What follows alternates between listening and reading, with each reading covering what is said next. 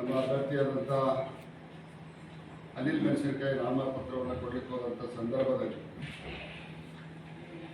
ಕಾಂಗ್ರೆಸ್ ಪಕ್ಷದ ಕೆಲವು ವ್ಯಕ್ತಿಗಳು ಅವರ ಮೇಲೆ ಹಲ್ಲೆ ಮಾಡಿದ್ದನ್ನು ನಾವು ಖಂಡಿಸ್ತೇವೆ. ಪ್ರಜಾಪ್ರಭುತ್ವದ ವ್ಯವಸ್ಥೆಯಲ್ಲಿ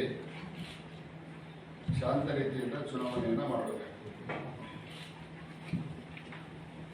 ಕಾರಿನ ಗ್ಲಾಸಲ್ಲಿ ನೋಡೋದು, ನೀರಿನ ಬಾಕಿ ಹೋಗೋದು, ಅದಕ್ಕಿಂತ ಕೆಟ್ಟಂದ್ರೆ ಮಜ್ಜಿಗೆ ಬಾಯಾಗಿ ಹಾಕೊಂಡು ಬಾಯಾಗಿಂದ ಮಜ್ಜಿಗೆ ಉಗುಳ. ಇದು ಈ ರೀತಿಯಾದಂಥ ವ್ಯವಸ್ಥೆಯನ್ನು ಗದಗ ಜಿಲ್ಲೆಯಲ್ಲಿ ನಾನು ಇಲ್ಲಿ ನೋಡಿದ್ದೇನೆ. ನಾನು ಕೂಡ ರಾಜಕಾರಣದಲ್ಲಿ ಕಳೆದ 30 ವರ್ಷಗಳಿದ್ದೇನೆ. ಸರ್ಕಾರಿ ರಂಗದಿಂದ, ಸ್ಥಳೀಯ ಸಂಸ್ಥೆಗಳಾದ ಜಿಲ್ಲಾ ಪಂಚಾಯತಿಯಿಂದ ಈ ಮಟ್ಟದವರೆಗೆ ನಾವು ಬೆಳೆದು ಬಂದಿದ್ದೇವೆ. ಈ ಗುಂಡಾ ಸಂಸ್ಕೃತಿಯನ್ನು ಕಾಂಗ್ರೆಸ್ ಪಕ್ಷದ ಕಾರ್ಯಕರ್ತರು ಕೈ ಬಿಡಬೇಕು. ಈಗಾಗಲೇ ನಾವು ಪೊಲೀಸ್ ವರಿಷ್ಠಾಧಿಕಾರಿಗಳಿಗೆ ಮನವಿಯನ್ನು ಮಾಡಿದ್ದೇವೆ. ಶಾಂತ ರೀತಿಯಿಂದ ಚುನಾವಣೆ ನಡೀಬೇಕು, ಹೀಗಾಗಬಾರ್ದು. ಆ ರೀತಿಯ ವ್ಯವಸ್ಥೆಯನ್ನು ಮಾಡಿಕೊಳ್ಳಿಕ್ಕೆ ಸಶಸ್ತ್ರ ಮೀಸಲ ಪಡೆಯ ಸಹಾಯವನ್ನು ತೆಗೆದುಕೋಬೇಕು ಅನ್ನುವಂಥ ಮನವಿಯನ್ನು, ವಿನಂತಿಯನ್ನು ನಾವೆಲ್ಲರೂ ಮಾಡಿದ್ದೇವೆ. ಅದಕ್ಕೆ ಪೂರಕವಾಗಿ ಮಾನ್ಯ ಪೊಲೀಸ್ ವರಿಷ್ಠಾಧಿಕಾರಿಗಳು ಸ್ಪಂದನೆಯನ್ನು ನೀಡಿ ಫೇರ್ ಎಲೆಕ್ಷನ್ ಆಗುವ ರೀತಿಯಲ್ಲಿ ಎಲ್ಲ ಕ್ರಮಗಳನ್ನು ತೆಗೆದುಕೊಳ್ತೇವೆ ಅನ್ನುವಂಥ ಮಾತನಾಡಿದ್ದಾರೆ. ನಾನು ಮತ್ತೊಮ್ಮೆ ಕಾಂಗ್ರೆಸ್ ಪಕ್ಷದ ನಾಯಕರಿಗೆ ನಮ್ಮ ಕಾರ್ಯಕರ್ತರನ್ನು ಹದ್ದುಬಸ್ತಿನಲ್ಲಿ ಇಟ್ಕೊಳ್ಳುವಂಥ ಕೆಲಸವನ್ನು ಮಾಡಬೇಕು ಅನ್ನುವಂಥ ಮನವಿಯನ್ನು ಕೂಡ ನಾನು ಮಾಡಿದೆ. ಭಾರತೀಯ ಜನತಾ ಪಕ್ಷ ನಮ್ಮ ಕೇಂದ್ರ ನಾಯಕರು ಹಳೆಬೇರು ಹೊಸ ಚಿಗುರು ಕೂಡಿರಲು ಮರ ಬರೋ ಸೊಗಸು ಅನ್ನುವಂಥ DVC ಅವರ ಭಾಳ ಹಿಂದೆ ಹೇಳಿದ್ರು, ಡಿ.ವಿ. ಗುಂಡಪ್ಪನವರು. ಆ ರೀತಿಯಾದಂಥ ಒಂದು ಪ್ರಯೋಗವನ್ನು ಕೆಲವು ಮಂದಿ ಅತ್ಯಂತ ಹಿರಿಯರಲ್ಲಿ ಚುನಾವಣಾ ಕಣದಿಂದ ಹಿಂದೆ ಸರಿಸಿ ಹೊಸ ಮುಖಗಳಿಗೆ ಅವಕಾಶವನ್ನು ಮಾಡಿಕೊಟ್ಟಿದ್ದಾರೆ. ಇದು ಸ್ವತಃ ಮೋದಿಜಿ ಮತ್ತು ಅಮಿತ್ ಶಾಜಿಯವರ ತವರ ಜಿಲ್ಲೆಯಲ್ಲಿಯೂ ಕೂಡ ಈ ಪ್ರಯೋಗವನ್ನು ಮಾಡಿ ಯಶಸ್ಸನ್ನು ಕಂಡಿದ್ದಾರೆ. ಹಲವಾರು ರಾಜ್ಯಗಳಲ್ಲಿ, ಈಶಾನ್ಯ ರಾಜ್ಯಗಳಲ್ಲಿ ಕೂಡ ಈ ರೀತಿಯ ಪ್ರಯೋಗವನ್ನು ಕೂಡ ಮಾಡಿದ್ದಾರೆ. ಗುಜರಾತ್ ಮಾಡಲ್ ಅನ್ನುವಂಥ ಪದೇ ಪದೇ ತಮ್ಮ ಮಾಧ್ಯಮದ ಮುಖಾಂತರ ನಾವು ಕೂಡ ನೋಡ್ತೀವಿ. ಇದು ಗುಜರಾತ್ ಮಾಡಲ್ ಅಂತಲ್ಲ, ಹಳಬರಿಗೆ ಮನವಿಯನ್ನು ಮಾಡಿಕೊಂಡು ಸರಿಸಿ ಹೊಸಬರಿಗೆ ಅವಕಾಶ ಮಾಡಿಕೊಡ್ಬೇಕು. ರಾಜಕಾರಣದಲ್ಲಿ ಹೊಸ ವಿಚಾರಧಾರೆ, ಹೊಸ ನೀರು ತರಬೇಕೆನ್ನುವಂಥ ದೃಷ್ಟಿಯಿಂದ ಸುಮಾರು 52 ಮಂದಿಗೆ ನಮ್ಮ ಪಕ್ಷದಲ್ಲಿ ಹೊಸಬರಿಗೆ ಅವಕಾಶವನ್ನು ಮಾಡಿಕೊಟ್ಟಿದ್ದಾರೆ. ಅದರಲ್ಲಿ ನಮ್ಮ ಮಹೇಶ್ ಟೆಂಡೇಲ್ಕಾಯಿ ಅವರು ಕೂಡ ಒಬ್ಬರು, ಧಾರವಾಡ ಸೆಂಟ್ರಲ್ನಿಂದ. ಯಾವ ನಮ್ಮ ಹಿರಿಯ ನಾಯಕರಾದಂಥ ಜಗದೀಶ್ ಶೆಟ್ಟರ್ ಅವರು ಜನಸಂಘದ ಕಾಲದಿಂದ ಇಂದು ಪಕ್ಷದಿಂದ ಏನೆಲ್ಲ ಹುದ್ದೆಗಳನ್ನು ಅಲಂಕರಿಸಿ ಬಹುತೇಕ ವಿಧಾನಸಭೆಯಲ್ಲಿ ಚೀಫ್ ವಿಪ್ ಒಂದನ್ನು ಬಿಟ್ಟು ಎಲ್ಲ ಹುದ್ದೆಗಳನ್ನು ಸನ್ಮಾನ್ಯ ಜಗದೀಶ್ ಶೆಟ್ಟರ್ ಅವರು ವಹಿಸಿಕೊಂಡಿದ್ದಾರೆ. ವೈಯಕ್ತಿಕವಾಗಿ ಅವ್ರ ಬಗ್ಗೆ ನಮ್ಮೆಲ್ಲರಿಗೂ ಅಪಾರವಾದಂಥ ಗೌರವ ಇದೆ. ಆದರೆ ಈ ಬಾರಿ ಪಕ್ಷ ಬೇಡ ಅಂತ ಹೇಳಿದಾಗ ಪಕ್ಷದ ಆದೇಶವನ್ನು, ಪಕ್ಷದ ಸಲಹೆಯನ್ನು ಗೌರವಿಸಿ ಅವರು ಯುವಕರಿಗೆ ಮಾರ್ಗದರ್ಶನ ಮಾಡಬೇಕಾಗಿತ್ತು ಅನ್ನುವಂಥದ್ದು ನನ್ನ ಭಾವನೆ.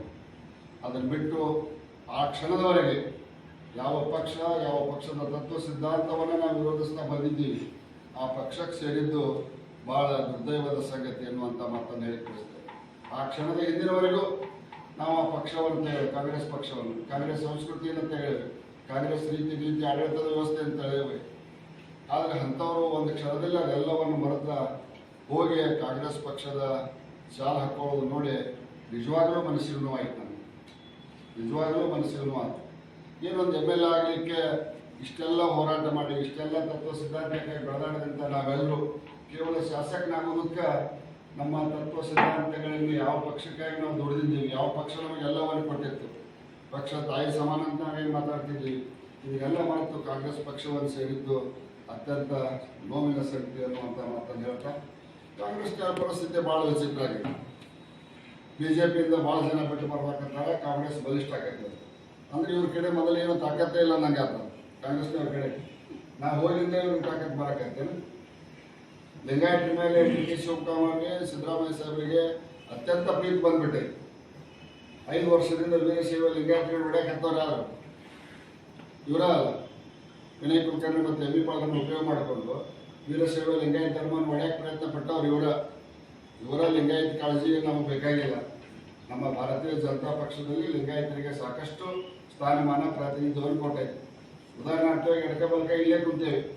ನಾನೊಬ್ಬ ಲೋಕೋಪಯೋಗಿ ಸಚಿವ. ಸನ್ಮಾನ್ಯ ಶಿವಕುಮಾರ್ 3ನೇ ಬಾರಿ ಸಂಸದರು. ಬೊಮ್ಮಾಯಿ ಅವರು ಲಿಂಗಾಯತರಲ್ಲ, ಶಂಕರ್ ಪಾಟೀಲ್ ಮನಿಮಕೊಪ್ಪ ಲಿಂಗಾಯತರಲ್ಲ, ನಿರಾಣಿ ಸಾಹೇಬರು ಲಿಂಗಾಯತರಲ್ಲ. ಎಷ್ಟು ಉದಾಹರಣೆ ಕೊಡ್ಬೋದು. ಲಿಂಗಾಯತರ ಮೇಲಿನ ಇವರ ಕನ್ವರ್ಸು ತಂತ್ರಕ್ಕೆ ಲಿಂಗಾಯತ ಮತದಾರರು ಯಾರು ಅಂತ ದಡ್ರಿಲ್ಲ ಅನ್ನುವಂಥ ಮಾತನ್ನು ಹೇಳ್ತಾ, ನಿಮ್ಮ ಲಿಂಗಾಯತ ಪ್ರೇಮ ಏನಿತ್ತು ಅನ್ನೋದು ವೀರೇಂದ್ರ ಪಾಟೀಲ್ ನಿಲ್ಲಿಸಿದಾಗ ನಾನು ನೋಡಿಲ್ಲ. ಒಬ್ಬ ಪಂಚಾಯತಿ ಚೇರ್ಮನ್ ನಿಲ್ಲಿಸಕ್ಕಾಗೋಲ್ಲ. ಆ ರೀತಿಯಾಗಿ ವೀರೇಂದ್ರ ಪಾಟೀಲ್ ನಿಲ್ಲಿಸಿದ್ರಿ. ಅದಕ್ಕೆ ನಿಮ್ಮ ಕಾಂಗ್ರೆಸ್ ಪಕ್ಷದವರು ಏನು ಲಿಂಗಾಯತರ ಮೇಲೆ ಪ್ರೀತಿ ಅನುಕಂಪವನ್ನು ತೋರಿಸಬೇಕಾದಂಥ ಅವಶ್ಯಕತೆ ಇದೆ. ಬಹುದಿನಗಳ ಹೋರಾಟದ ಫಲವಾಗಿ ಇವತ್ತು ಟುಡಿ ಮತ್ತು ಹಿಂದುಳಿದ ವರ್ಗದವರಿಗೆ ಅಲ್ಪಸಂಖ್ಯಾತರಿಗೆ ಎಲ್ಲರಿಗೂ ಒಂದೊಂದು ಮೀಸಲಾತಿ ಸಿಕ್ಕಿದೆ. ಆದರೆ ಡಿ ಕೆ ಶಿವಕುಮಾರ್ ಹೇಳ್ತಾರೆ ನಾವು ಅಧಿಕಾರಕ್ಕೆ ಬಂದ ತಕ್ಷಣ ಈ ಮೀಸಲಾತಿಯಲ್ಲಿ ಕ್ಯಾನ್ಸಲ್ ಮಾಡ್ತೇವೆ ಅಂತೇಳಿ. ಅಂದ್ರೆ ಇವರಿಗೆ ಲಿಂಗಾಯತರ ಮೇಲೆ ಎಷ್ಟರ ಮಟ್ಟಿಗೆ ಒಂದು ವಿಶ್ವಾಸ ಐತಿ, ಎಷ್ಟರ ಮಟ್ಟಿಗೆ ಒಂದು ಪ್ರೀತಿ ಐತೆ ಅನ್ನೋದು ತೋರಿಸ್ತದೆ. ಕೇವಲ ಏನು ಆಗಲೇ ಸ್ಪೆಷಲ್ ಬ್ಯಾಟ್ ಬಂದಿರೋದ ಬಿಡುತ್ತೆ ಹುಡುಗಿ ಜಗದೀಶ್ ಅವರ ರಾಜೀನಾಮೆ ಕೊಟ್ಟ ಕೂಡಲೇ ಭಾಳ ಯಾಕೆ ಸ್ಪೆಷಲ್ ಬ್ಯಾಟ್ ಅಂದ್ರೆ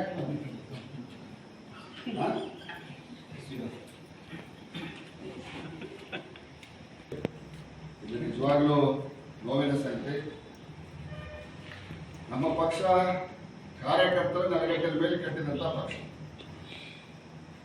ಇವತ್ತು ನಾನು ಸವದತ್ತಿ ತಾಲೂಕಿನ ಆಸಮಟ್ಟೆ ಗ್ರಾಮದ ನಮ್ಮೂರಾಗ ಒಂದು 700 ಹುಟ್ಟಿದ್ದು ಅಂತ ಒಂದು ಸಣ್ಣ ಹಳ್ಳಿಯಿಂದ ಬಂದ ನಾನು. ಇವತ್ತು ಭಾರತೀಯ ಜನತಾ ಪಕ್ಷ ನನಗೆಲ್ಲವನ್ನು ಕೊಟ್ಟಿದೆ. ಸಣ್ಣ ಕೈಗಾರಿಕಾ ಅಭಿವೃದ್ಧಿ ನಿಗಮದ ಅಧ್ಯಕ್ಷರು ಮಾಡಿ, ಮುಖ್ಯಮಂತ್ರಿಗಳ ಸಂಸದೀಯ ಕಾರ್ಯದರ್ಶಿ ಮಾಡಿ, ಮಂತ್ರಿ ಮಾಡಿ, ಎಲ್ಲ ಮಾಡಿ, ಗದಗ ಜಿಲ್ಲಾ ಉಸ್ತುವಾರಿ ಎಲ್ಲ ಒಡೆ ಎಲ್ಲ ಮಾಡಿ ಮಾಡಿ ಮಾಡಿ ಅಂತ ಪ್ರತಿಷ್ಠಿತ ಖಾತೆ ಹುದ್ದೆಯಲ್ಲಿ ನಾನು ಕುಂಬಿಡಿಸಿದೆ. ಇದನ್ನು ಕೊಟ್ಟಿದ್ದು ಯಾವುದು? ಭಾರತೀಯ ಜನತಾ ಪಕ್ಷ ಮತ್ತು ನಮ್ಮ ಸಂಘಟನೆಗಳ ಆಶೀರ್ವಾದದಿಂದ.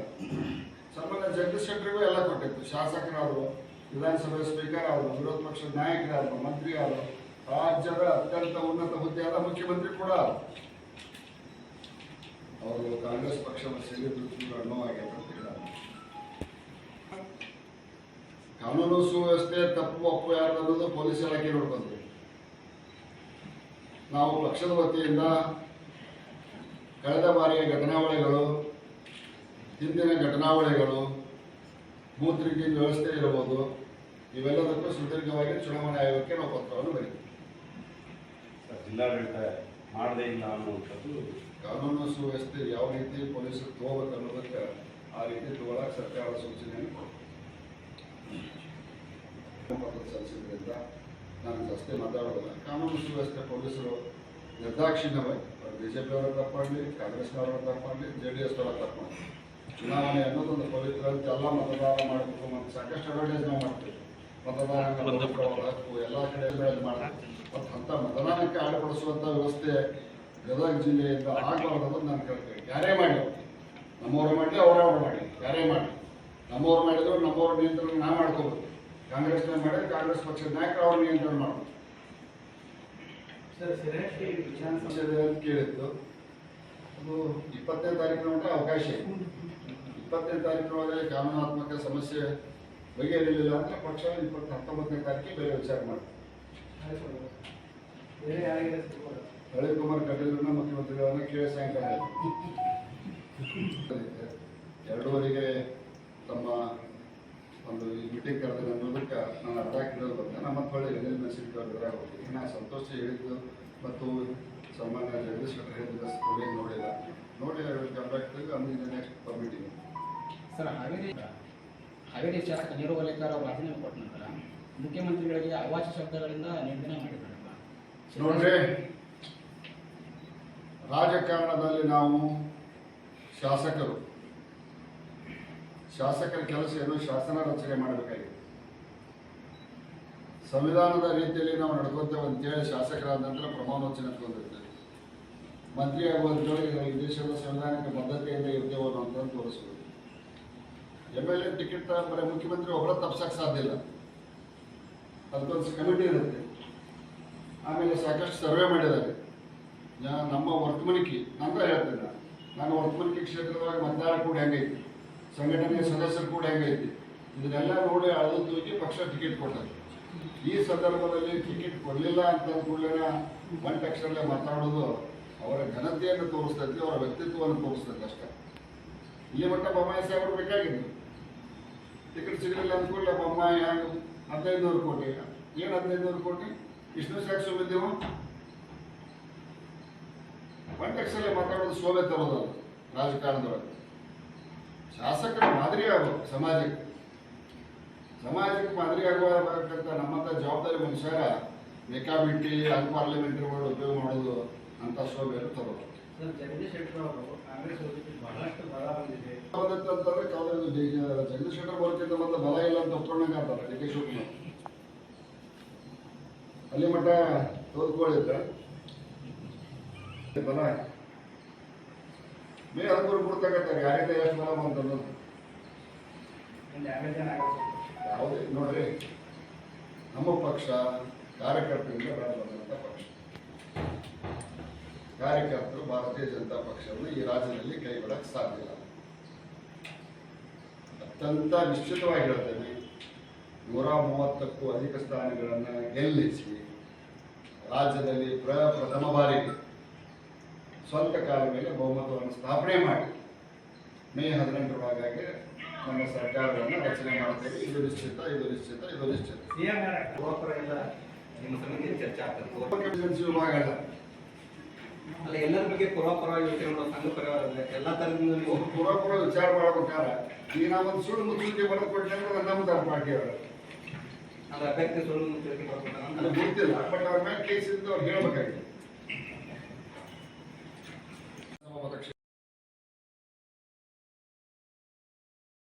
ಸ್ಥಾನಗಳನ್ನ ನಾವು ಗೆಲ್ತೇವೆ. 4ಕ್ಕೆ 4 ಸ್ಥಾನಗಳನ್ನು ಗೆಲ್ತೇವೆ ಗದಗ.